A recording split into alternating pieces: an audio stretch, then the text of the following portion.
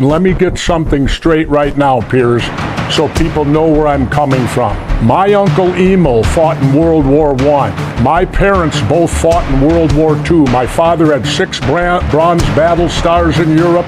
My mother was a nurse in North Africa, which predated Normandy, fighting Rommel, the Desert Fox, the greatest German general. Both my parents were World War II veterans. My brother and I are both Vietnam veterans and member of the Navy UDT SEAL. We both did 2 tours to Southeast Asia, so everyone in my family is a war veteran. I wanted to get that out right now so it'll help with the things that I'm going to say to you in the moments to come. Okay, but do you think America was justified in joining Israel in the attack on Iran? No, Why absolutely not? Because we started the war. I'm not for starting any war. We fired the first shot. In this corner, we have the ultimate clash of reality. Jesse Ventura treats the news like a pro wrestling work, while Piers Morgan desperately tries to maintain the dignity of the script. When Ventura calls out a blade job, he isn't just talking about an injury. He's accusing the entire media machine of being fake. Morgan plays the straight man here, but by sticking to his formal talking points, he actually makes Ventura's point for him. It's the institutionalist versus the man who knows how the magic trick is done. Plain and simple. You want to put it in Rambo terms? We drew first blood. Many would argue, of those who support the war, that Iran had drawn a lot of blood through this regime for a very long time.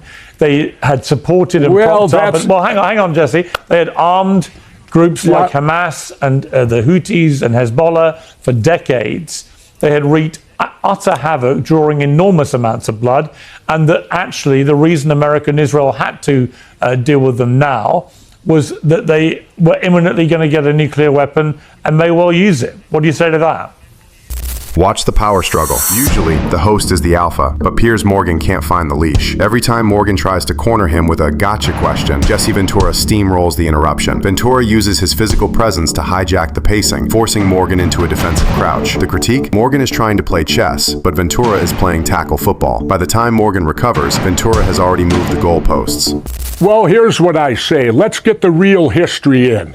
You know, I listen to people like Congressman Lawler in New York. They all love to go back to 1979, the day the Ayatollahs took over. They conveniently don't go back to when I was alive. I'm a little older than them. Let's go back to 1953, shall we? When Iran had a democratic elected president, the United States didn't like him. We pulled a coup d'etat, and what did we do? We stuck the authoritarian dictator, the Shah, in power.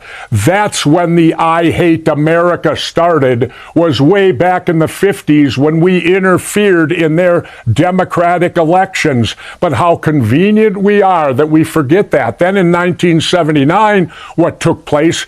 The Ayatollahs took over, who were probably worse than the Shah. But let's remember, the hatred of America was started by America. It was not started by the Iranians. We interfered in their government way back in the 50s and overturned their democratic elected president, and then the dictatorship started with the Shah and now went to the Ayatollahs, and here we are today. But I'd like for Congressman Lawler to at least try to go back in history from before he was born to see what could have occurred, and that the United States was the person that caused the hatred between the two countries. What is your view of this war? Do you think it's a legitimate war? Many people think that the Iranian regime has been the instrument of terror through the Middle East for 40 years. Of course they have been. Jesse Ventura's Democrips and Rebloodlikins analogy is more than just a clever insult. It's a total rejection of the system. Piers Morgan tries to dismiss this as extreme, but notice he never actually refutes the core argument about corporate bribery. Morgan represents the polite establishment that wants to argue over minor details, while Ventura is pointing out that the whole building is on fire. It's a battle between a man defending the status quo and a man trying to burn it down. Of course they have been, Piers, but wait a minute. Trump then calls you guys, NATO, cowards. Wait a minute. NATO is set up to protect.